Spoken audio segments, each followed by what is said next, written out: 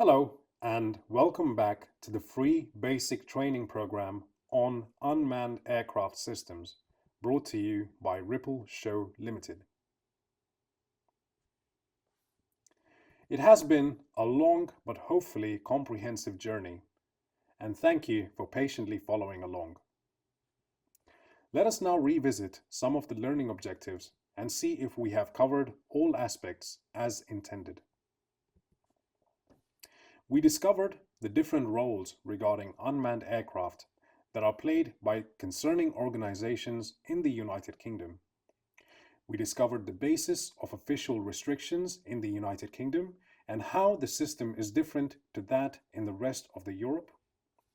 We also uncovered the official categories under which various operations are carried out in the unmanned aircraft sector within the United Kingdom. We explored the three different subcategories that exist within the open category. We understood how pilots and operators have certain legal requirements pertaining to the operation of unmanned aircraft systems in the United Kingdom. We further covered numerous legal, ethical, and safety considerations that operators and pilots must take into account or into consideration when planning or conducting any operations. Despite meticulous planning, things may go wrong, which is why we understood the importance of occurrence reporting.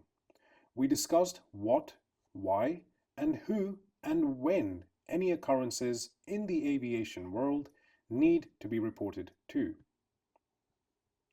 I understand that now you might be asking yourself a very serious question. What now? Well, let us discuss where you can start. Well, I believe you already have started. By completing this course, you have been able to place yourself ahead of many others. You should now certainly consider obtaining a flyer ID, regardless of whether it is a legal requirement or not. Theoretical learning needs to be reinforced by practical rehearsals, which is why you might consider either purchasing or hiring out an unmanned aircraft system for your own use. Buying a system of your own would be a better idea, since rentals could prove to be a bit more expensive and possibly unreliable. We recommend starting your practical training with an unmanned aircraft system that has a maximum takeoff mass no more than 250 grams.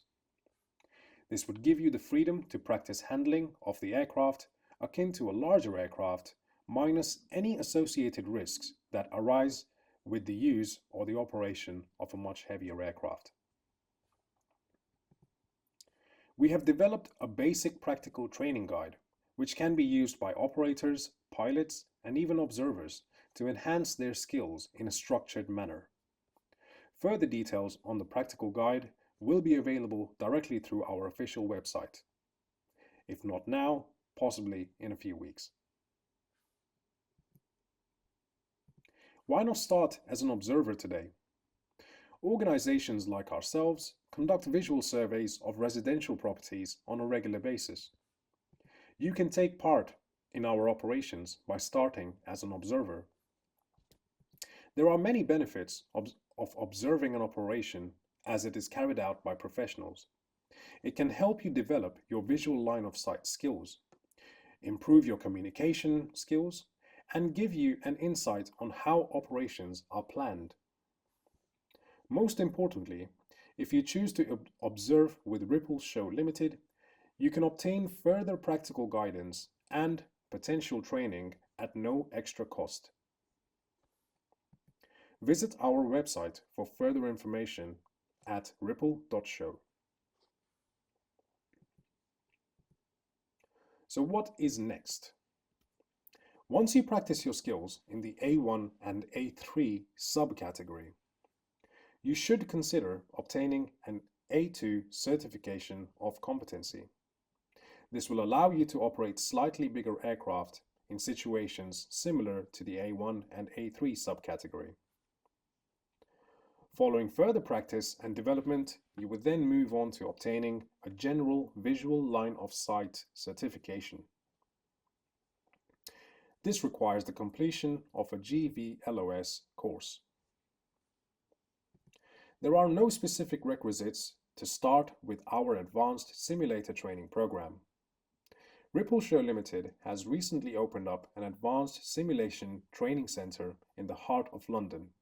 We are based in Chancery Lane, and I think it is a good idea for anyone looking to take unmanned aviation a little more seriously.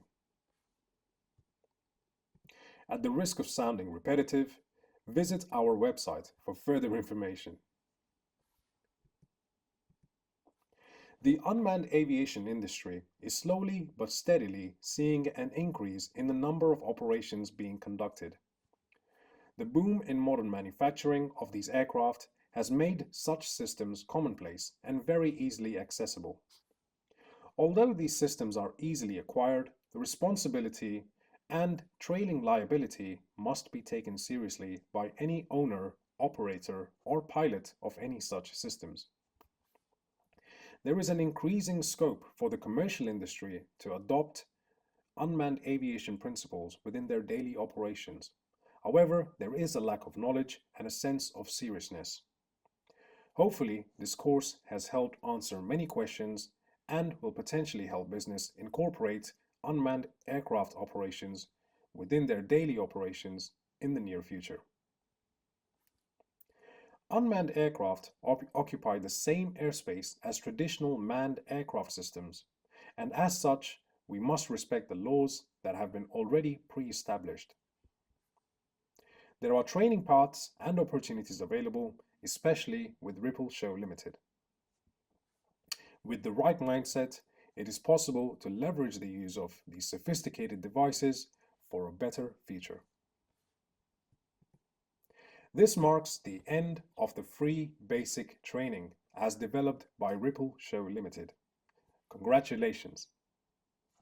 If you feel like that there are any questions that have been unanswered in this course, then it may be worth looking at our advanced training programs. However, if you still have any questions, you can direct your queries to enquire@ripple.show.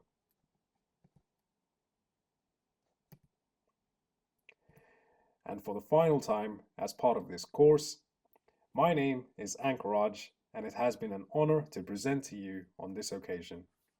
This course has been brought to you by Ripple Show Limited. All rights are reserved and liabilities abstained. Please ensure that you are in compliance with any relevant legislation and legal guidance, keeping safety paramount. Thank you very much for your attention, and I wish you all the best.